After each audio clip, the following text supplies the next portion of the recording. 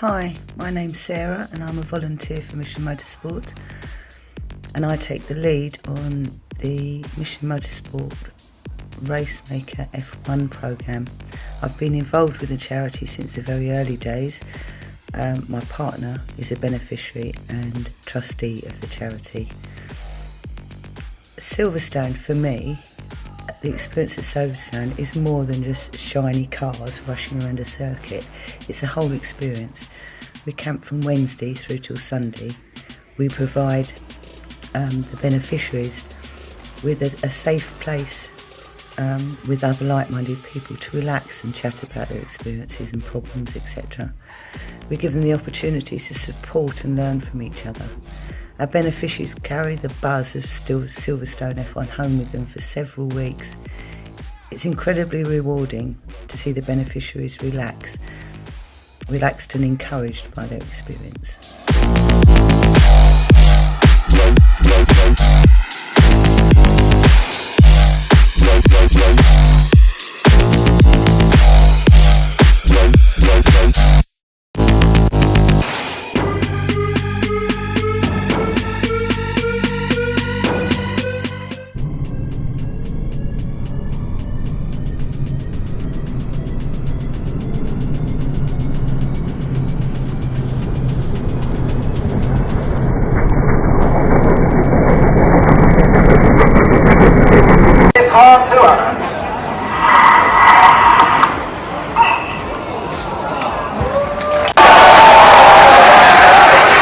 Ready to go? Here we go.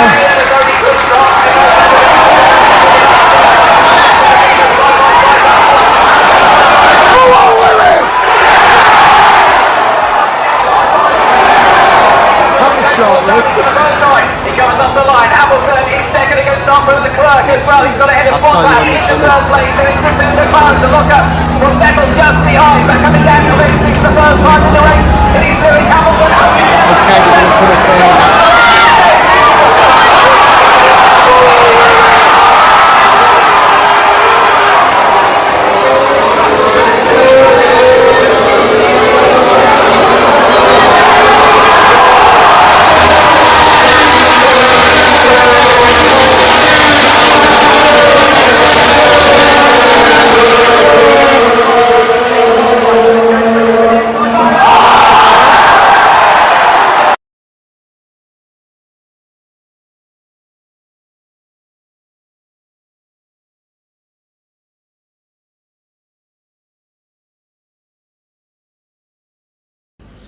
Hi guys, how you doing? You okay? So I'm here with Tony. He heads up Mission Motorsport for Silverstone and also other events across the UK, helping veterans across the whole of the UK in terms of rehabilitation and so on. But what I'll do is I'll hand you over to Tony and he can tell you a little bit more about it. Tony, nice to meet you. How you doing, mate? You okay? Yeah, I'm really good. Really good. Stuff. Lovely sunny Silverstone. It is absolutely glorious, isn't it? So Tony, just a couple of minutes of your time please, buddy, if that's all right. No Would you worries. be able to give us a little bit of information about Mission Motorsport, kind of what it is that they do to help the veterans, Yeah, of course. and the charity work that you guys do? Well, we started nearly 10 years ago now. It was started by Jim Cameron, a major from Afghanistan, who realised that there was a potential to give veterans a way that have been injured, a way of moving into employment in civilian life, using motorsport as a bit of a carrot, having a training wing which we've developed over the years, and then pushing them into making their lives better by getting jobs, because they have to rejoin civilian life. We started very, very small, as most charities do, grown exponentially. We've got a couple of thousand beneficiaries continually on the books. Some have got into employment, and quite a lot. But the main thing that we're doing here at Silverstone is engagement. So we invite a lot of beneficiaries to come and join in the racemaker program that Silverstone run, and that sort of engages them with us, and we all talk, and there's lots of banter, lots of fun, and from there they can then perhaps look at other ways of utilising the charity. Perfect, great, good stuff, thank you very much.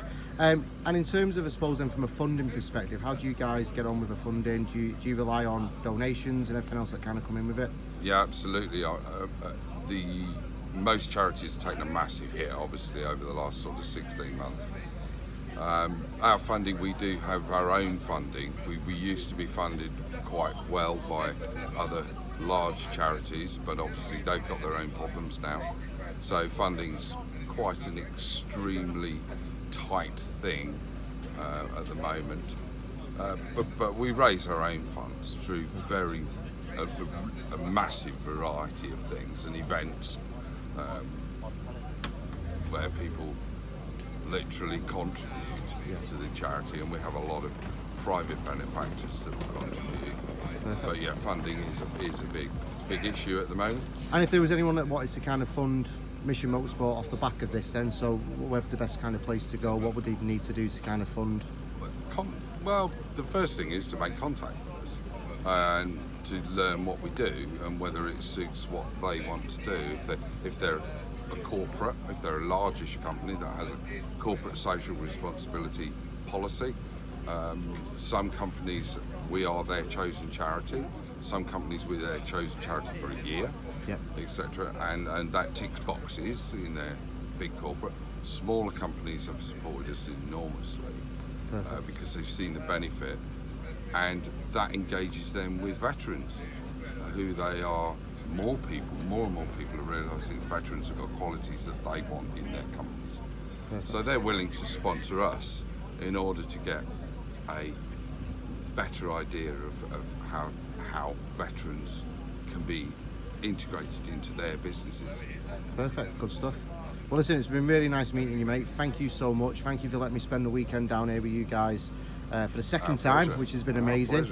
Yeah, loved every single minute of it, and obviously supporting the guys and going out and seeing how far people have come from the last event that we did to this event. Absolutely. And how much more relaxed and engaged they are when speaking with the public as well, which I think is amazing, and the work that you guys are doing is absolutely incredible. So thank you very much. Cheers for that, buddy. Thank you.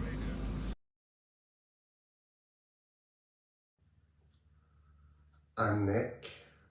I joined the Royal Marines at the age of 16 and served for 13 years. Unfortunately, my service left me with spine, back and brain injuries, including PTSD, a recurrent depressive disorder and anxiety. Unfortunately, my younger brother Alex also served, and he was killed in action in Iraq at the age of 21, leaving behind a 2-year-old son. Subsequently, I've become the child's primary carer by means of a special guardianship order. This has been a very, very hard thing for me to deal with. I carry a lot of guilt from my time in service and the fact that I survived and my brother was taken, leaving us, a son without a father. This really aggravates me PTSD, so I have a lot of problems, particularly in the night, horrific dreams, soil myself, mood swings in the daytime, and then my physical injuries also limit me somewhat, but are manageable. I have received help from Help for Heroes in the past. They were instrumental in arranging my medication and my mental health treatment, and were kind enough to send me over to Myanmar to stay with the monks, where I invested myself into Buddhism, and I still live with a lot of the Buddhist principles today. However, my life is,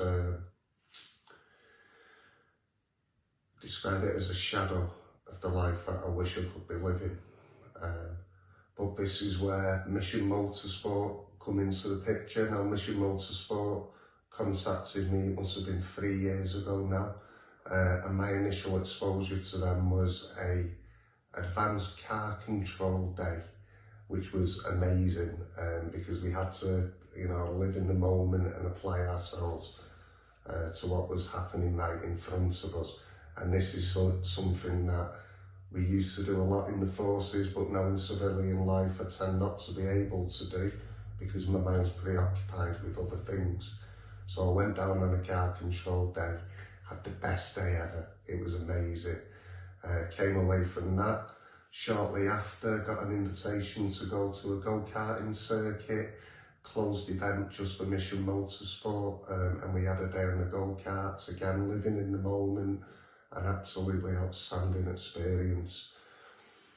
From there, I was offered to go to the Formula One, the British Grand Prix. I have such a passion for Formula One racing, so to go there was daunting because of the social setting, shall we say. It's 350,000 people moving through the location, had massive challenges.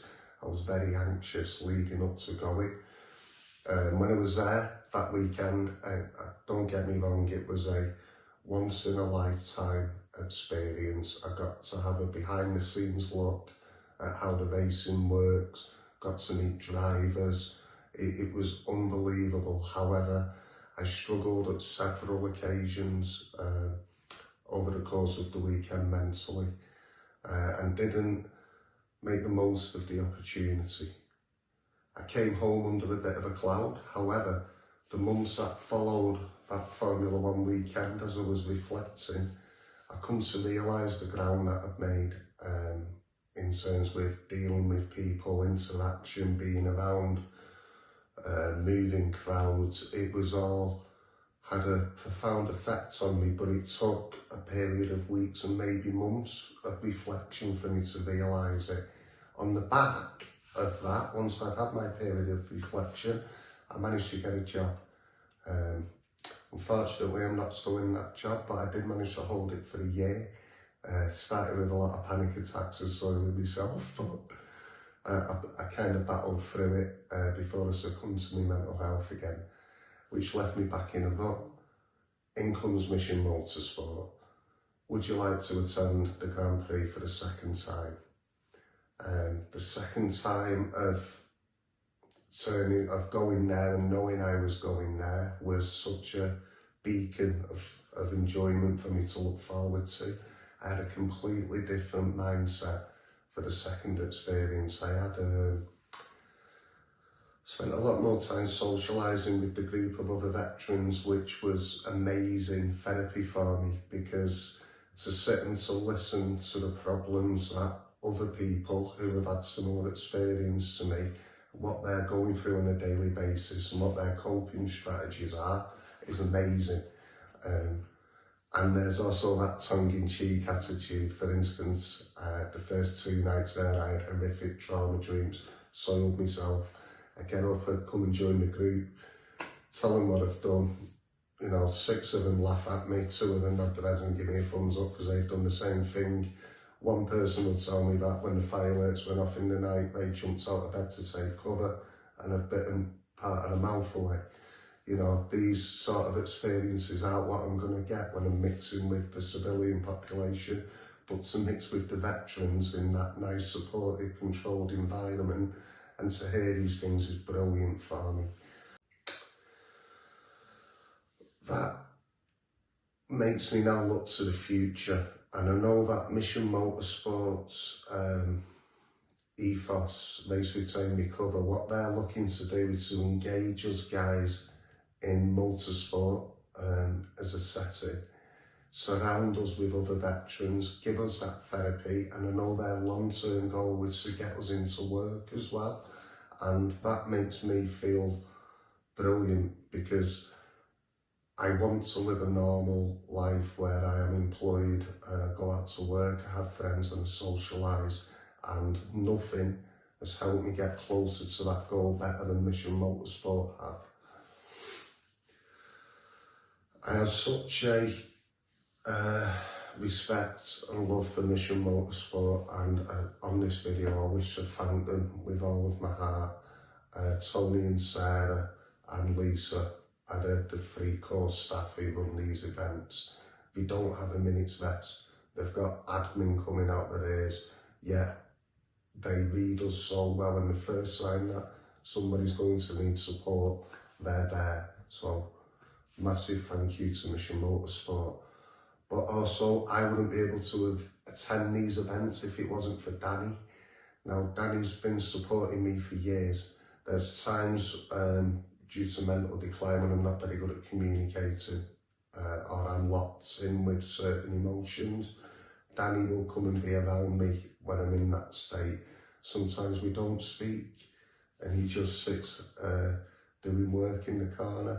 Sometimes he's there to give me a hug and reassure me and talk me down as my emotions have escalated.